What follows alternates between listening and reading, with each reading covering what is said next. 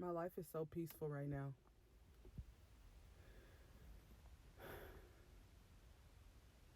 I'm sitting here listening to the birds chirping. That sounds like, okay, birds chirping, they chirp every day, but no, seriously. I remember a point in time where I couldn't even hear the birds chirping. I didn't even understand anything outside of what I was going through because my life was hell. Even though I'm not there anymore, I still make videos talking about it because somebody's still there. Somebody is still living the life that I have lived past.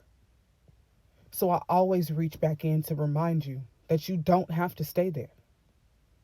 I remember every single day I would wake up, get my kids dressed, get myself dressed, and try to get out the house before my children's father woke up. Or before he got back, because sometimes he wouldn't come back the night before. Because if he came back before I left, or if he woke up before I left, I knew he was going to want sex. I knew he was going to find some reason to cuss me out if he didn't hit me that day. I knew it. Every single day, I knew I was going to be stressed out. It wasn't like I thought maybe I might be stressed out. I knew I was going to be stressed out. So I was constantly like this, moving all the time. Let me go to work. Let me get the kids to daycare. Let me go to my family's house. Let me this, let me that. My head was always moving. So something as simple as birds chirping, I couldn't even hear that. I didn't even pay attention to small things. That's why they say stop and smell the roses. That's real.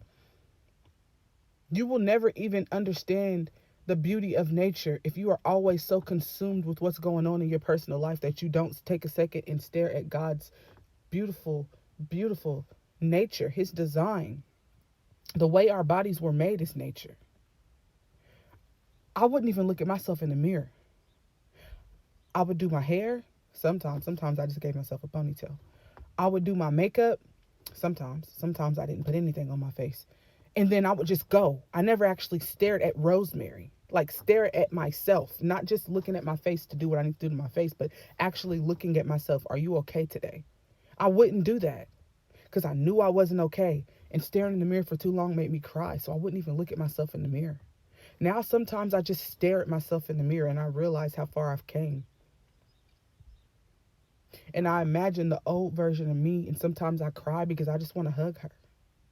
I want to hug her and tell her that there is light at the end of the tunnel, that you will make it through what you're going through right now, but first you got to change your mind. So if I could spiritually hug any of you right now and let you know that God has better for you, that there is more for you, that you don't have to accept what you're going through, and you do have the keys to cut ties with any and everything and any and everybody that is holding you down, then that's what I would like to say to you. I used to feel like I couldn't leave. If I leave, he might kill me. If I leave, he might stalk me. If I leave, what's going to happen with my kids? I used to think things like this, so I felt stuck. It was not until I took that plunge of faith and actually left that I realized that God was with me the whole time. God will never leave you nor forsake you, but you might leave him. Just remember that you are divine, you are special, he loves you. And never let anybody make you feel like you deserve less than what God says you deserve. God bless you.